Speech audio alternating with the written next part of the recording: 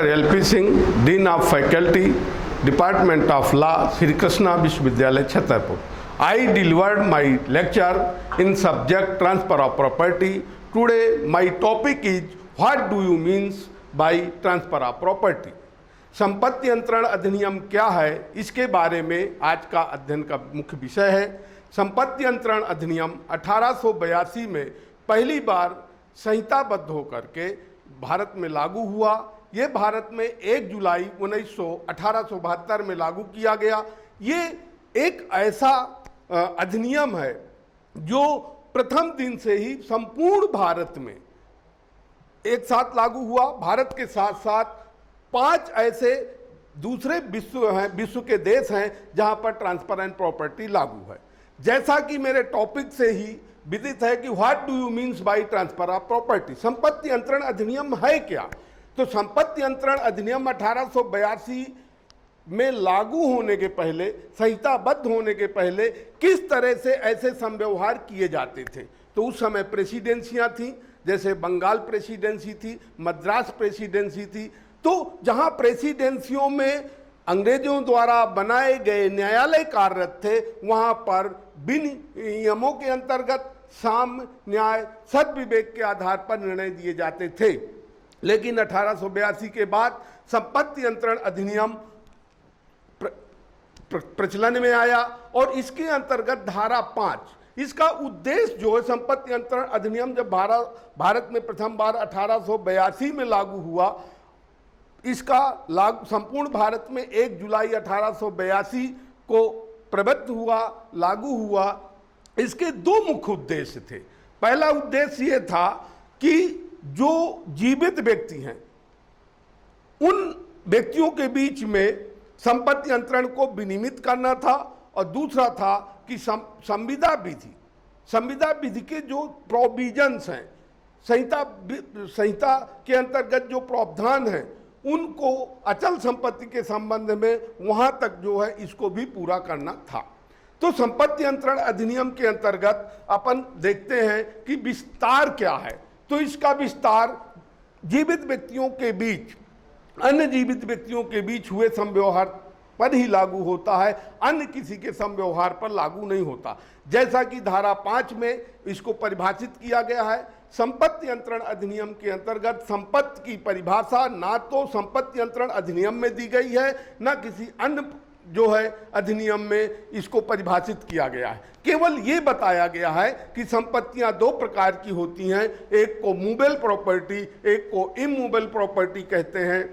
एक को चल संपत्ति कहते हैं, एक को अचल संपत्ति कहते हैं. मूवेबल प्रॉपर्टी को ही जंगम संपत्ति कहा जाता है, इमूवेबल प्रॉपर्टी को अचल संपत्ति कहा जाता है. तो संपत्ति अंतरण अधिनियम केवल जीवित व्यक्तियों द्वारा किए गए संव्यवहार पर लागू होता है, अन्य द्वारा किए गए संव्यवहार पर लागू नहीं होता है. अब जीवित जब व्यक्तियों की बात करें तो व्यक्ति शब्द की व्यापक व्याख्या की गई है. व्यक्ति शब्द के अंतर्गत विधिक व्यक्ति भी शामिल है. विधिक व्यक्ति से तात्पर्य है जो अधिकार और कर्तव्यों को धारण करता है. कर्तव्यों के उल्लंघन पर उनके अगेंस्ट वाद दायर किया जा सकता है या उन पर वाद दायर किया जा सकता है. तो जैसे कि चिरंजीत लाल बनाम यूनियन ऑफ इंडिया के केस में सुप्रीम कोर्ट ने कहा था कि व्यक्ति शब्द में विधिक व्यक्ति भी शामिल है.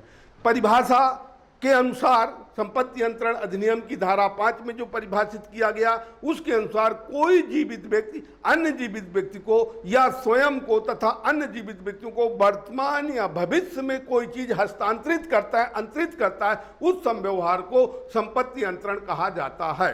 तो संपत्ति अंतरण के अंतर्गत जीवित व्यक्तियों की अगर बात करें तो व्यक्ति शब्द में संगम आ जाएगा, कंपनी आ जाएगी. वो चाहे कंपनी, संगम, समुदाय या सोसाइटी रजिस्टर्ड हो या अनरजिस्टर्ड हो, सभी विधिक व्यक्ति ज्यूरिस्टिक पर्सनालिटी के अंतर्गत आ जाते हैं.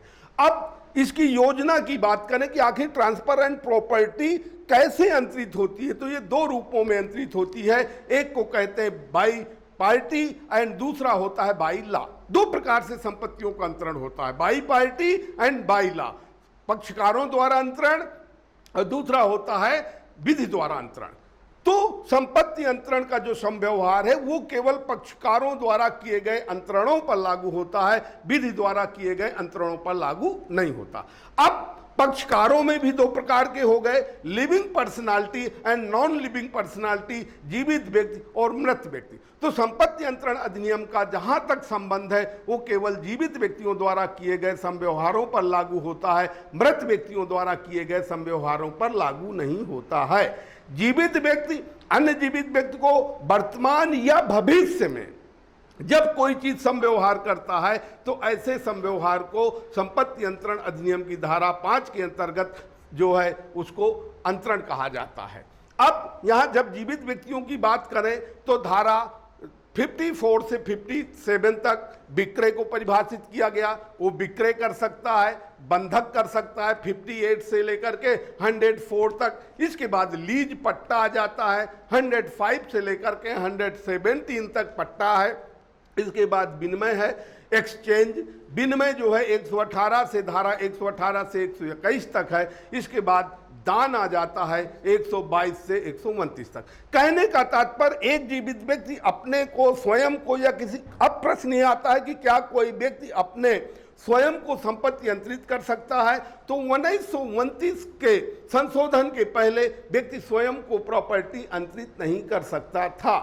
स्वयं मतलब स्वयं खो, लेकिन स्वयं कैसे करेगा ये प्रश्न आता है। तो जब कोई व्यक्ति की स्थिति परिस्थिति में परिवर्तन होता है, सपोज दैट फॉर एग्जांपल मैं अपनी प्रॉपर्टी अपने नाम से अगर अंतरित करता हूं, मैंने एक सोसाइटी बना ली, एक ट्रस्ट बना लिया, उस ट्रस्टी की हैसियत से अपने नाम से भी संपत्ति अंतरित कर सकता हूं। संपत्ति अंतरण अधिनियम में विक्रय जो है, विक्रय मूल्य के बदले में अधिकारों का स्वामित्व के अंतरण को जो है विक्रय कहा जाता है। क्रेता विक्रेता के क्या अधिकार और कर्तव्य है वो इस धाराओं में बताया गया है। बंधक, अचल संपत्ति का बंधक। देखिए, चल संपत्ति अगर होगी तो गिरवी कहा जाएगा। अचल संपत्ति धन, उधार लिए गए धन के बदले, उधार लिए गए धन के बदले जब अपनी प्रतिभूत या गारंटी के रूप में अचल संपत्ति रखी जाती है, उस समव्यवहार को बंधक कहा जाता है।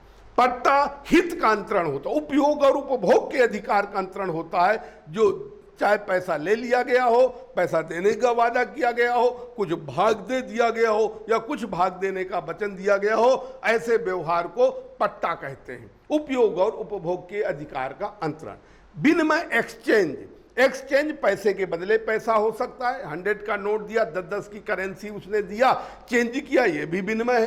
प्रॉपर्टी के बदले प्रॉपर्टी, प्रॉपर्टी के साथ पैसा हो सकता है, लेकिन दोनों प्रॉपर्टी या दोनों पैसा होगा।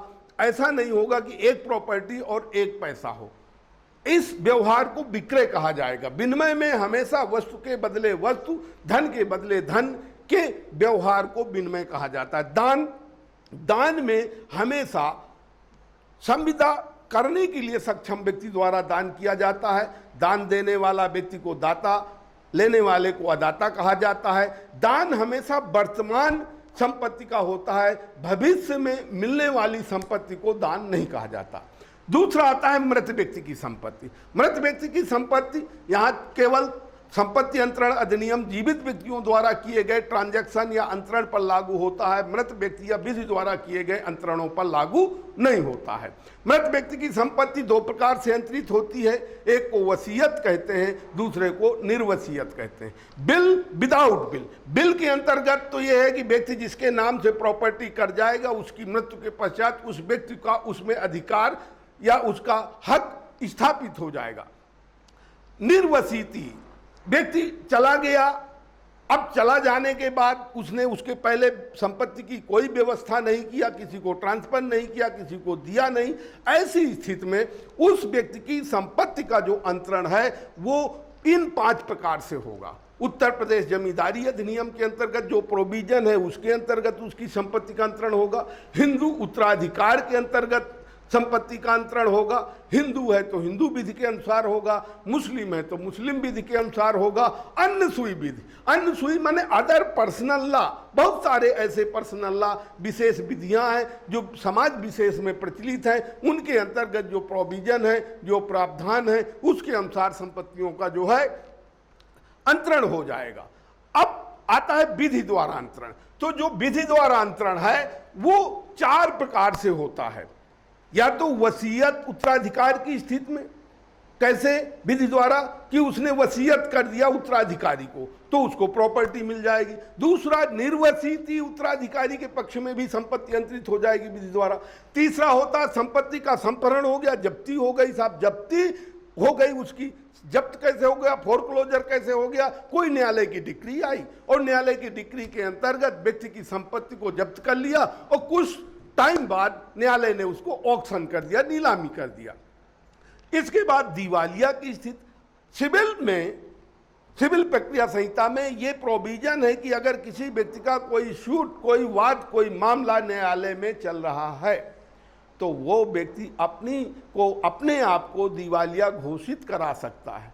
अब उसने अपने आप को दिवालिया घोषित कर दिया, सारे लाइबिलिटीज से वो बाहर हो गया। ऐसी स्थिति में उसकी संपत्ति जो है कानून के द्वारा या विधि द्वारा अंतरित किया जाएगा। इसके बाद न्यायालय की बिक्री। न्यायालय ने उसको जो है राजसात कर लिया। इसके बाद ऑक्शन किया, सेल आउट कर दिया। किसी बैंक से किसी पर्सन ने हाउस लोन लिया, लोन उसने नहीं चुकता कर पाया, उसने उस प्रॉपर्टी को जब्त कर लिया। जब्त करने के बाद न्यायालय के माध्यम से ही संपत्ति का विक्रय होगा, ना कि वो जो है स्वयं संपत्ति का वितरण कर सकता है। इसके बाद आता है आपका कि क्या अंतरित किया जा सकता है, क्या नहीं, क्या हर प्रकार की संपत्ति का अंतरण किया जा सकता है। तो संपत्ति अंतरण अधिनियम की धारा 6 कहती है कि हर प्रकार की संपत्ति का अंतरण किया जा सकता है। हर प्रकार की संपत्ति माने चल और अचल संपत्ति, मूवेबल और इमूवेबल प्रॉपर्टी, हर प्रकार की संपत्ति का अंतरण किया जा सकता है सिवाय कुछ संपत्तियों को छोड़कर। वो कौन कौन सी ऐसी संपत्तियां हैं जिसका अंतरण व्यक्ति नहीं कर सकता? वो है पहला जो है संभाव्य उत्तराधिकार। कोई भी व्यक्ति संभाव्य उत्तराधिकार, कोई व्यक्ति का परिवार है और परिवार है, उसको लगता है मेरे दादा या मेरे पिता के ना रहने के बाद ये संपत्ति मुझे मिलेगी उनके ना रहने पर। वर्तमान स्थिति में अगर वो चाहे कि उस संपत्ति का वो अंतरण कर दे तो ऐसा व्यक्ति ऐसी संपत्ति तब तक अंतरित नहीं कर सकता जब तक उस संपत्ति का वो व्यक्ति मालिक नहीं हो जाता, हक नहीं प्राप्त कर लेता। तो उत्तराधिकार भविष्य में उसको उत्तराधिकार के आधार पर कुल की मर्यादा के अंतर्गत मिलने वाली संपत्ति जब तक प्राप्त नहीं होती तब तक अंतरित नहीं कर सकता। पुनः प्रवेश का अधिकार। अब कहते हैं पूर्व कोई शर्त है, किराएदार मकान मालिक ने किराएदार को किराया कुछ टर्म्स एंड कंडीशन के अंतर्गत दिया, किराएदार किराए का भुगतान नहीं करता, या उस प्रमाइसेस में, उस स्थान में कोई ऐसा कार्य करता है जो वो टर्म्स एंड कंडीशन से भिन्न है या इलीगल वर्क करता है, ऐसी स्थिति में अगर भूस्वामी लैंडलॉर्ड उस मकान को खाली करवाता है तो ऐसी स्थिति में वो मकान में पुनः प्रवेश, री एंट्री का अधिकार केवल मकान मालिक को होगा, ना कि किराएदार की जगह कोई अन्य व्यक्ति को उसमें इंटरफेयर करने का अधिकार होगा। सुखाचार, ईजमेंट राइट अधिस्थायी स्थल से भिन्न, जिस स्थल में वो सुखाधिकार क्या होते हैं? सुखाधिकार उन अधिकारों को कहा जाता है जिनके अंतर्गत व्यक्ति को पानी, हवा, प्रकाश, आने जाना का जो है अधिकार प्राप्त होता है, निःशुल्क प्राप्त होता है। भले ही वो किसी पर्सन की संपत्ति हो, सार्वजनिक संपत्ति हो, या वो जो है किसी की भी संपत्ति हो। यदि व्यक्ति को 4 अधिकार 5 अधिकार प्राप्त है, आने जाने का अधिकार प्राप्त है, प्रकाश का प्राप्त है, हवा का प्राप्त है, पानी का प्राप्त है, विदाउट पे किए हुए, बिना शुल्क भुगतान किए अगर ये अधिकार प्राप्त है, तो अगर इस अधिकार को कोई अंतरित करना चाहे, जैसे पेड़ लगा है, जैसे मकान है, मकान मैंने किराए से लिया और उसमें सीढ़ियां लगी हैं, तो मकान मालिक लैंडलॉर्ड सीढ़ियों को अन्य व्यक्ति को किराए पर नहीं दे सकता, क्योंकि सीढ़ियां उस अधोस्थायी स्थल से संलग्न हैं। जो उसमें रहेगा वो उपयोग करेगा, निःशुल्क करेगा, भले ही उसका वो रेंट नहीं देता। तो ऐसे सारे अधिकार सुखाधिकार हैं, और सुखाधिकार स्थल के साथ जिसमें अटैच होंगे। एक पेड़ लगाया, पेड़ की छाया किसी भूमि पर आती है, वो भूमि पर मान लीजिए कोई व्यक्ति छाया लेता है और उसने पेड़ को ट्रांसफर कर दिया, बोले साहब पेड़ ट्रांसफर हो गया, तो पेड़ नहीं ट्रांसफर होगा जब तक भूमि भी ट्रांसफर नहीं होती है। इसके बाद प्रतिबंधित हित और व्यक्तिगत हित। व्यक्तिगत हित बहुत सारे व्यक्तियों को अधिकार दिए गए, जैसे वोट डालने का अधिकार है, लाइसेंस का है, ड्राइविंग लाइसेंस है, ऑर्म्स का लाइसेंस है, बहुत सारे ऐसे अधिकार हैं जो व्यक्ति के केवल उसके उपयोग और उपभोग तक सीमित होते हैं। वो व्यक्ति यदि चाहे कि उस अधिकार को ट्रांसफर कर दे, किसी अन्य को दे दे, तो ऐसे अधिकार वो अंतरित नहीं कर सकता। भावी भरण पोषण, मेंटेनेंस का राइट अपने सीआरपीसी के प्रोविजन 125, 128 तक दिए गए कि प्रत्येक पत्नी, प्रत्येक बच्चे और उसके वृद्ध माता पिता को अपने पुत्र से, अपने पत्नी को अपने पति से, पुत्र को अपने पिता से और वृद्ध माता पिता को अपने जो है वृद्ध माता पिता को अपने पुत्र से भरण पोषण पाने का अधिकार है। तो भरण पोषण पाने का अधिकार सीआरपीसी में प्रोविजन किया गया कि कोई अगर सक्षम व्यक्ति से यहाँ तात्पर्य उसके बाद बहुत सारी पूंजी है, बहुत सारा उसके पास प्रॉपर्टी है, बहुत सारे साधन है, वो सक्षम से मतलब नहीं है। यहाँ सक्षम व्यक्ति हर वो उस व्यक्ति को माना जाता है जो हाथ पैर से ठीक है, शारीरिक कोई दुर्बलता नहीं है, वो सक्षम माना जाएगा और उसकी ड्यूटी है कि वो अपने पत्नी का, अपने बच्चों का और अपने वृद्ध माता पिता का भरण पोषण करे। अगर कोई पत्नी, कोई बच्चा, कोई वृद्ध माता पिता इस भरण पोषण के अधिकार को किसी अन्य को अंतरित करना चाहे, भाई उसको जरूरत नहीं है, उसने कहा मिस्टर ए तुम्हारी बड़ी दयनीय स्थिति है, तुम एक काम करो, जो मुझे अधिकार मेरे पिता से प्राप्त है भरण पोषण का, मैं वो आपको देता हूं, और ऐसी स्थिति में ऐसे क्या ट्रांसफर कर सकता है? तो कहते हैं नहीं, भावी भरण पोषण का अधिकार जो उत्पन्न ही नहीं हुआ उसको अंतरित नहीं किया जा सकता। मातृवाद लाने का अधिकार, बहुत सारे सिविल में ऐसे सूट्स होते हैं, ऐसे वाद होते हैं जो पीड़ित व्यक्ति ही मातृवाद ला सकता है, उसके बदले में कोई दूसरा व्यक्ति वाद नहीं ला सकता। जैसे मान लीजिए मिस्टर ए ने बी से 5,000 रुपए उधार लिया और बी ने क्या किया कि उसके बदले उसको चेक दे दिया, चेक बाउंस हो गया, लेकिन ए उस पर कोई कानूनी कार्रवाई नहीं करना चाहता। वो अगर चेक मिस्टर सी को दे देता है, अंतरित करना चाहे कि भाई सी तू वसूल ले, मैं नहीं वसूलना चाहता, तो मातृवाद लाने का अधिकार अंतरित नहीं होता। इसके बाद लोक पद, जो पब्लिक ऑफिसर होते हैं वो अपने पद को चाहे तो अंतरित नहीं कर सकते। इसी तरह वेतिकाएं हैं, पेंशन है, ग्रेजुएटी है, ये जो है अंतरणी नहीं है। तो ट्रांसफर एंड प्रॉपर्टी धारा 5 को अगर अच्छे से पढ़ा जाए तो संपत्ति अंतरण अधिनियम पूरा का पूरा समाप्त हो जाता है। संपत्ति अंतरण अधिनियम में वैसे तो 137 धाराएं हैं, इसमें 8 भाग हैं, इसको डिवाइड नहीं किया, लेकिन सुविधा की दृष्टि से इसको हमने 2 भागों में बांटा है। अध्याय 1 और 2 को भाग 1 कर दिया और 3 से लेके 8 तक भाग 2 कर दिया।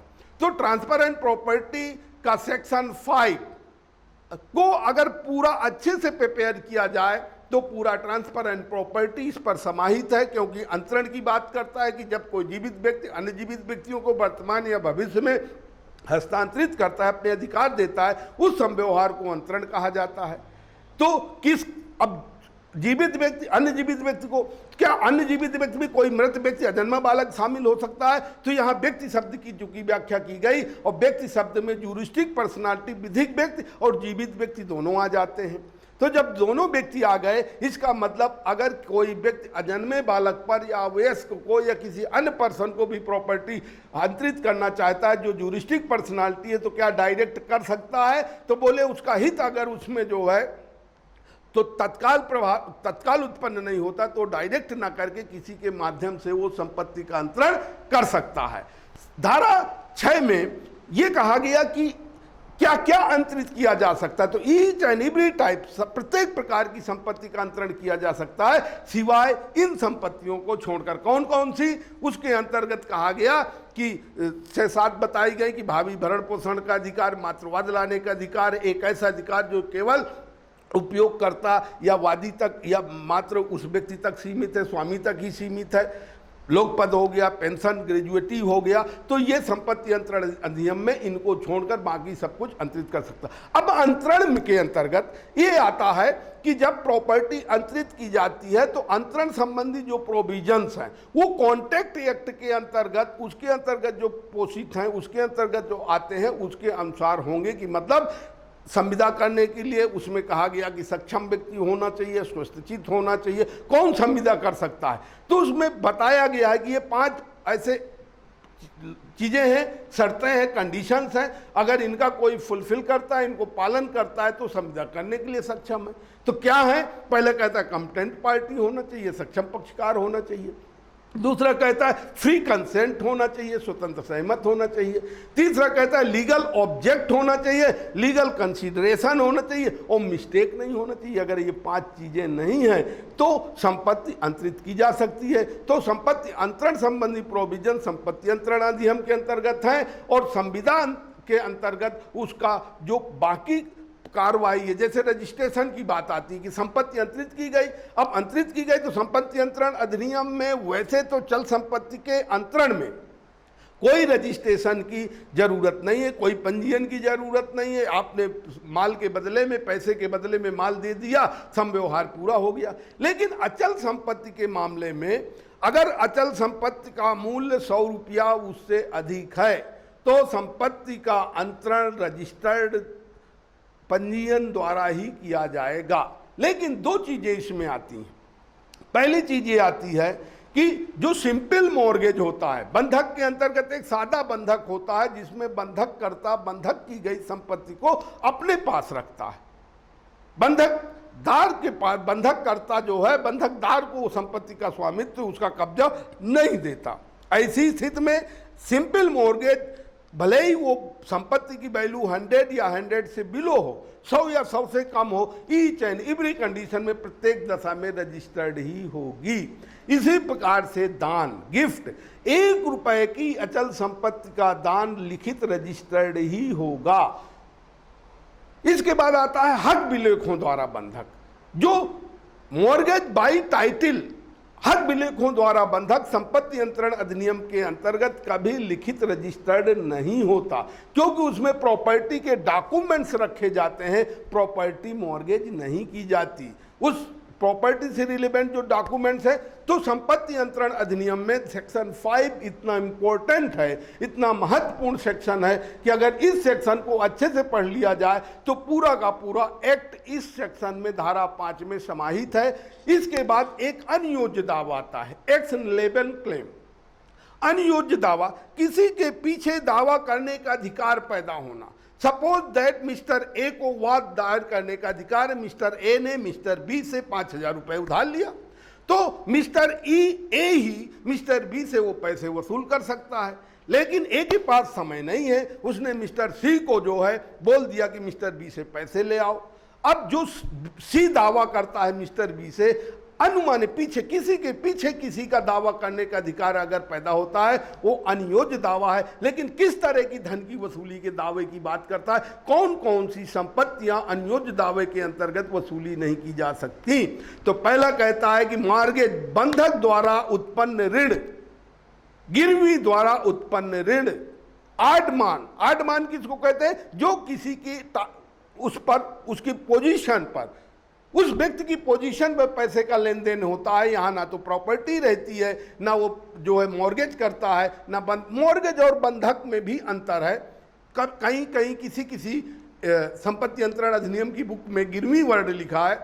मैं आपकी जानकारी के लिए बता दूं कि गिरवी कॉन्ट्रैक्ट एक्ट की धारा 172 में डिफाइन की गई है और गिरवी का तात्पर्य मॉर्गेज जैसा ही है। उधार लिए गए धन के बदले में जब प्रतिभूत या गारंटी के रूप में चल संपत्ति रखी जाती है, सोना रख दिया, अंगूठी रख दिया, घड़ी रख दिया, मूवेबल प्रॉपर्टी, तब वहां पर गिरवी आएगा। अगर अचल संपत्ति रखी गई, उधार लिए गए धन के बदले में अचल संपत्ति को प्रतिभूत या गारंटी के रूप में रखा गया, ऐसे समव्यवहार को बंधक कहा जाता है। दोनों में बेसिक डिफरेंस ये है।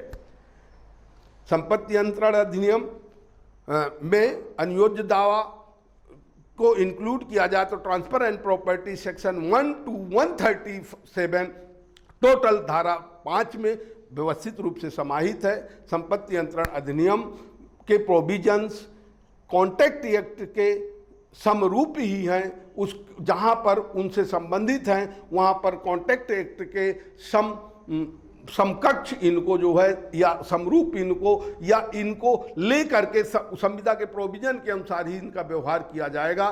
धन्यवाद।